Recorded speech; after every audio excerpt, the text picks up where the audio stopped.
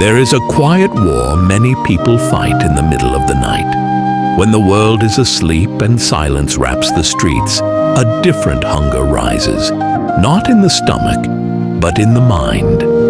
These individuals don't always eat at night because they are hungry. They eat because night feels safer, because food becomes comfort, a companion, a distraction, and sometimes an escape. For them, daytime is for discipline, image, performance, and accountability. They promise themselves, "Today I will be strong." They plan healthy meals, try to stick to routines, and sometimes they succeed. But when darkness falls and distractions fade, their thoughts become louder. Loneliness hits harder. Stress feels heavier. Silence brings memories and worries that are easy to ignore in daylight. And suddenly food is not food. It becomes peace. It becomes a friend that doesn't judge, a soft pillow for emotional weight, a temporary relief. They tell themselves, "It's just one snack," or "I didn't eat much today anyway." They may even whisper, "I deserve this. I've been stressed enough." In those moments, logic is quiet. Emotion leads. They know they are not hungry, yet they feel pulled to the fridge like a magnet.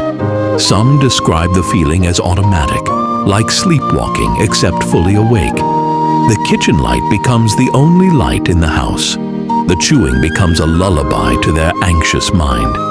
The calm they feel is real, but so is the guilt that follows.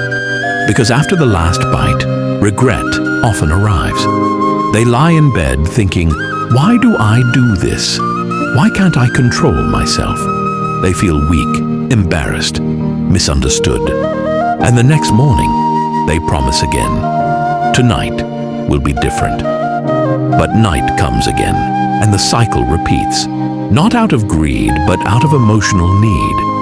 Many of them feel misunderstood by others. Friends or family may say, "Just stop eating late," as if it's simple.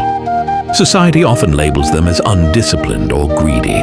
But what people don't realize is that it is rarely about food.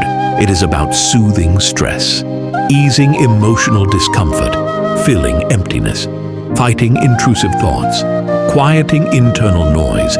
Some are battling anxiety, loneliness, depression, or unresolved trauma. For others, nighttime eating becomes a ritual, a secret space where they feel in control even if in reality they are losing control. They sometimes say, "I just can't sleep without eating something," or "Food makes me calm at night." Their body begins to associate nighttime with meals, even without physical hunger.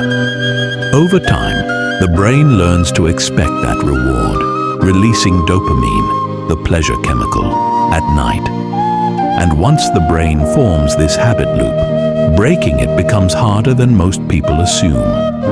For many, eating at night feels like self-comfort, but deep down, it is a silent plea. I need relief. They crave feeling full not because their stomach is empty, but because something inside them feels incomplete. Eating becomes a pause button for life's stress. It becomes a substitute for sleep, therapy, companionship, productivity, or emotional regulation. Yet this behavior carries consequences. Nighttime eating can disturb sleep, increase weight gain, worsen insulin resistance, and raise blood pressure. Over time, it can lead to obesity, diabetes, digestive problems, and deep emotional distress. They wake up tired because digestion continues while their body tries to rest. They feel sluggish, irritable, and ashamed. And that shame, ironically, feeds the cycle more. But understanding this behavior is not about blame. It is about compassion and awareness. These individuals are not weak. They are coping. They are trying to soothe themselves with the only tool they know, food. And just like any coping mechanism, once it brings relief, the brain clings to it. Breaking this cycle requires more than willpower. It requires understanding the emotional trigger, asking, what am I really craving?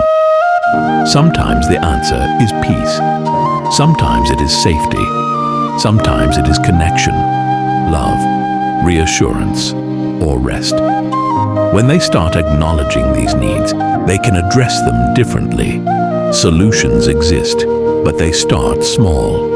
Creating evening routines that soothe the mind without food, warm baths, journaling, soft music, herbal tea, breathing exercises, or praying. Some people benefit from keeping healthier snacks for emergencies. Others need structure, closing the kitchen after a certain hour or brushing their teeth early to signal night is done. Gradually shifting heavy meals earlier in the day helps. Ensuring enough protein and fiber reduces late-night cravings. Managing stress during the day prevents emotional hunger at night. And sometimes the most powerful strategy is asking for help. Speaking to a therapist, a dietitian, or someone supportive. A dietitian might say, your night eating isn't laziness. It is unmet emotional needs. Let's build a plan that nourishes your body and mind. A mental health professional might add, food became your comfort because life gave you few alternatives. Let's create new ways to feel safe and calm. The journey is not quick. There may be nights of progress and nights of relapse. But progress is not perfection. It is awareness. Every time they pause before eating and breathe. Every time they choose water instead of a snack. Every time they journal instead of opening the fridge. They are winning. And over time, their nights transform. Instead of feeling like a battlefield, night becomes rest again. Silence becomes comforting rather than threatening. Sleep returns naturally. Self-control returns not from force, but from healing. People who eat at night when they are not hungry are not broken. They are trying to mend themselves in the quietest hours with the tools they have. They are fighting battles others cannot see, and with support, understanding, and new coping habits, they can reclaim their nights, their peace, and their confidence.